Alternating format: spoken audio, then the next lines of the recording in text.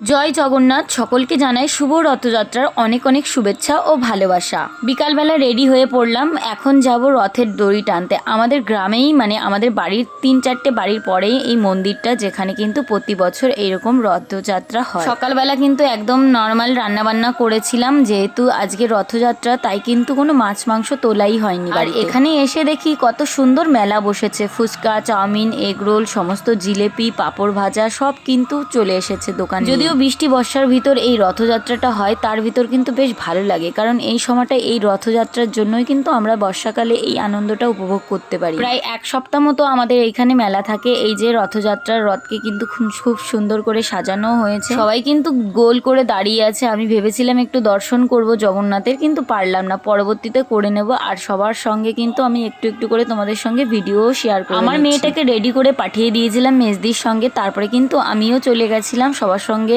একসঙ্গে রথের দড়ি টানবো জন্য। এখানে অনেক রকমের দোকানপাটও বসেছে, যেখানে দেখলাম বাচ্চাদের অনেক রকমের খেলনা, তারপরে শো পিস আর জিলেপি, বাদাম, এগুলো তো আছেই। এই কটা দিন যে কি আনন্দ করে আমরা কাটাবো, মাইক কিন্তু আমাদের বাড়ির সামনে সবসময়ের জন্য লাগানোই থাকে। আর সিঞ্জিনিকে দেখাচ্ছিলাম, দেখ তোর বান্ধবী কি সুন্দর করে ওই যে ঝুনঝুনিটা বাজাচ্ছে, তাই ওকে ভিডিও করাতে ও কিন্তু হেসেই দিল। গ্রামের সমস্ত বাচ্চারা মিলে রথের দড়ি টানার জন্য একদম হুলস্থুল পাকিয়ে ফেলেছে। আমি একটু চান্সও পাচ্ছিলাম না। অনেক করে বলার পরে বললাম, একটু বাবা ধরতে তো দে, একটু নমস্কার করি, দেখো কিভাবে টানছে। এখনো কিন্তু টানার জন্য বলিনি, তারপরেও বাচ্চাদের তো ওই কাজ। তারপরে কিন্তু রথযাত্রার দড়িটা টেনে একটু নমস্কার করে নিলাম। এখন কিন্তু যাওয়ার পালা চুয়াটিয়া, ওই দিকটা যাবো, আর এই দিকটা যাবে হচ্ছে পাথুরিয়ার দিকে। আমার বিশেষ করে ইচ্ছা আছে মানে চুয়াটিয়াই যাব, কারণ এই দিকটা যখন যাব তখন কিন্তু অনেকেই আছে রথেকে কিন্তু নমস্কার করে আর একটু পুজো দেয়, তাই জন্য কিন্তু রাস্তায় অনেকটা লেটও হবে। রথের দিন এইভাবে সবাই মিলে এই দড়ি টানার জন্য কতটা সৌভাগ্য লাগে সত্যি।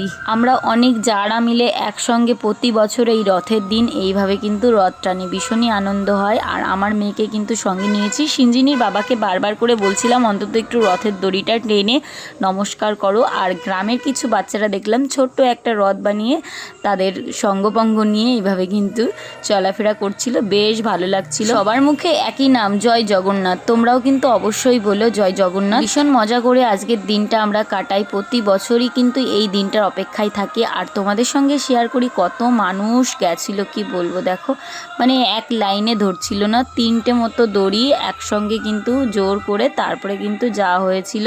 300-400 লোক তো হবে এইখানে, মানে ভীষণই মজা করি। আর আমাদের এলাকার ভিতর আমাদের গ্রামটাই আর কি রথযাত্রাটা হয়, ভীষণ আনন্দ হয়। এই দেখো প্রভুর মুখটা তোমরা সবাই দেখে নাও। জয় জগন্নাথ। তোমরা দেখে বুঝতেই পারলে আমরা কতটা আনন্দ করে এইভাবে যাচ্ছিলাম। তারপরে একটা জিনিস দেখলাম যে মমতা ঠাকুরের মেয়ে এখানে কিন্তু রথের দড়ি টানার জন্য আমাদের মানে এখানে চলেও এসেছে, আর আমাদের সঙ্গে কিন্তু কিছুটা হেঁটেও ছিল।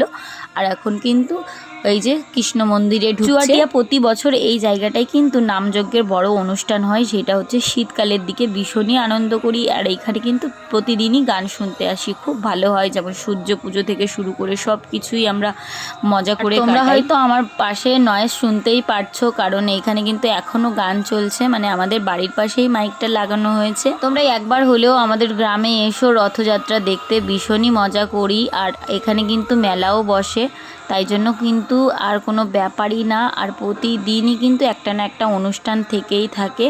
তো আমরা কিন্তু এই যে এক এক করে দড়ি টেনে এখন বাড়ির দিকে যাব। আর কিছুক্ষণ টাইম আর কি দাঁড়াবো হচ্ছে কৃষ্ণ মন্দিরে ঢুকানো হবে, আর হচ্ছে গিয়ে হরি মন্দিরে, কারণ কি এই দুটো মন্দিরেই আর কি রথযাত্রাটা মানে পরিক্রমা করা হবে। তারপরে কিন্তু আমরা সবাই মিলে চলে গেলাম কৃষ্ণ মন্দিরে দর্শন করতে।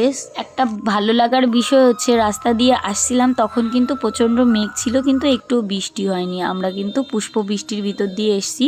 তারপরে কিন্তু কৃষ্ণ মন্দিরে ঢুকে সবাই নমস্কারও করে নিলাম। আর আমার মেয়েটা দেখো নমস্কারও করে নিচ্ছে। আর প্রচণ্ড পরিমাণে জল পিপাসাও পেয়ে গেছিলো, কি করব। তারপরে কিন্তু টাকাও নিয়ে গেছিলাম না। আর এইখানে দেখো এই যে চূড়াটা কিছুদিন আগে হয়েছে, এখানে আমার মেয়ে আমাকে একটু ভিডিও করে দিচ্ছে। তারপরে কিন্তু জল খেয়ে বাড়ি চলে এলাম, ভীষণই মজা করে কাটালাম। সবাইকে টাটা।